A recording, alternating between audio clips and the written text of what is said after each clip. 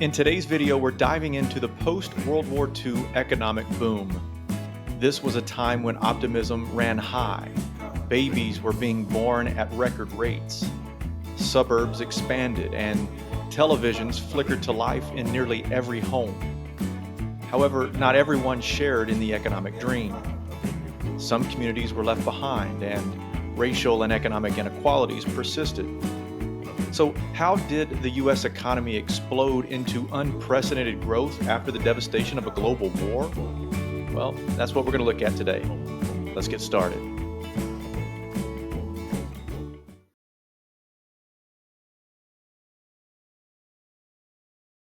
As Americans emerged from World War II, they were elated, proud of their military strength, industrial might, and eager for a return to peacetime prosperity. The editors of Fortune magazine captured the moment perfectly in 1946 when they proclaimed, "This is a dream era. This is what everyone was waiting through the blackouts for. The Great American Boom is on." And indeed it was. After a brief post-war recession, the US economy soared to record heights. Between 1945 and 1960, the gross national product nearly doubled. The 1960s brought even more explosive growth.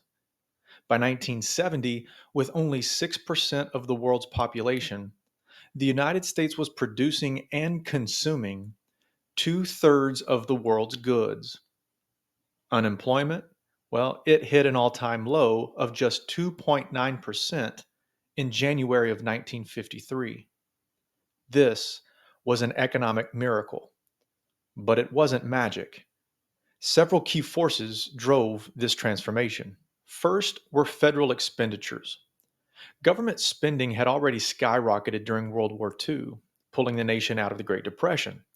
That high level of spending continued in the post war years, largely due to Cold War tensions. The military budget became the single biggest stimulant to economic growth after 1945. The second key factor was technological developments. The rise of automation and computerization led to extraordinary gains in productivity. Between 1945 and 1955, worker productivity jumped by 35%. Machines and computers revolutionized the American workplace. The third key factor was the private sector. After years of rationing and saving, Americans were ready to spend.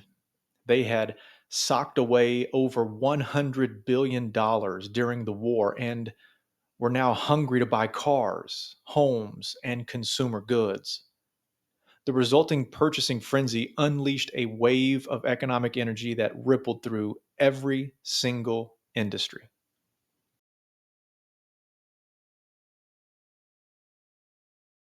The return of 12 million veterans to civilian life after the war led to the famous baby boom, peaking in 1957. Young couples who had delayed starting families were eager to make up for lost time. Between 1945 and 1960, America's population surged by about 40 million people. That's nearly a 30% increase. This created massive demand for everything from diapers and baby food to schools, books, and homes. This in turn fueled an expanding consumer culture. Home ownership grew by 50% between 1945 and 1960. New homes were being filled with the latest gadgets, refrigerators, washing machines, sewing machines, electric mixers, and even electric shoe polishers. But the true star of the consumer revolution? The television. In 1946, there were only 7,000 black and white TVs in the country. By 1960, that number skyrocketed to 50 million. 9 out of 10 homes had one. And by 1970, nearly 40% of households in the country had upgraded to color sets. Watching TV became a national pastime, transforming American entertainment and culture.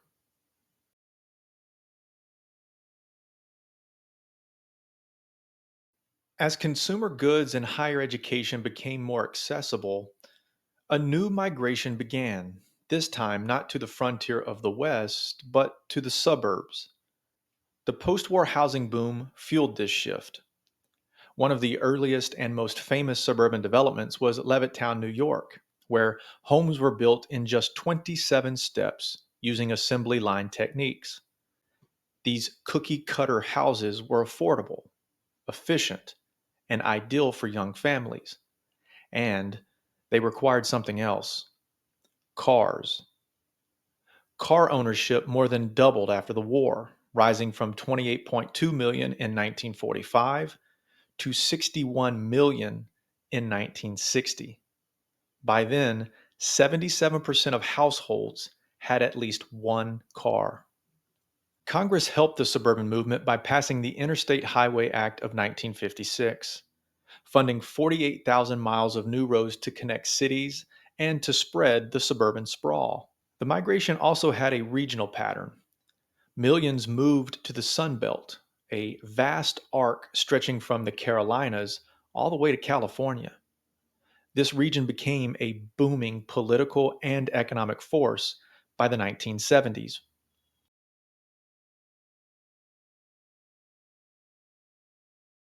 Much of this prosperity had roots in the legislative actions of the Truman administration. President Harry S. Truman proposed a package of reforms known as the Fair Deal, modeled after FDR's New Deal. It included plans for full employment, a higher minimum wage, expanded unemployment compensation, and housing aid. Perhaps most impactful was the Servicemen's Readjustment Act of 1944, also known as the GI Bill of Rights. The GI Bill funded college education, medical care, unemployment benefits, and home loans for returning veterans.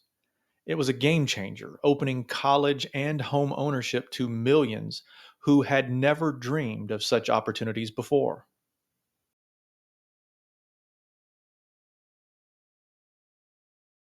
But for all this prosperity, the benefits were not shared equally.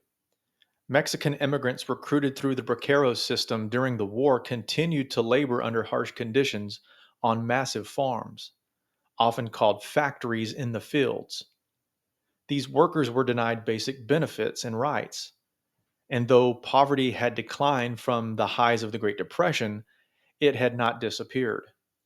By 1959, more than 20% of Americans still lived below the poverty line. This stark reality was brought to national attention in Michael Harrington's powerful 1962 book, The Other America, which revealed the depth of poverty hidden behind the nation's suburban facade. Black Americans, too, face systemic barriers. The Federal Housing Administration, the FHA, reinforced segregation by refusing to insure mortgages in black neighborhoods, a practice known as redlining.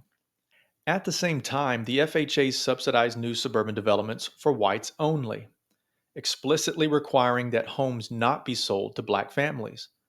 As a result, the very policies that built the suburbs also locked black Americans out of them.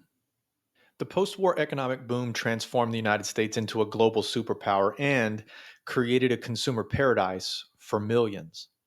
It shaped the baby boom generation, built the suburbs, filled homes with modern conveniences, and launched the age of the television.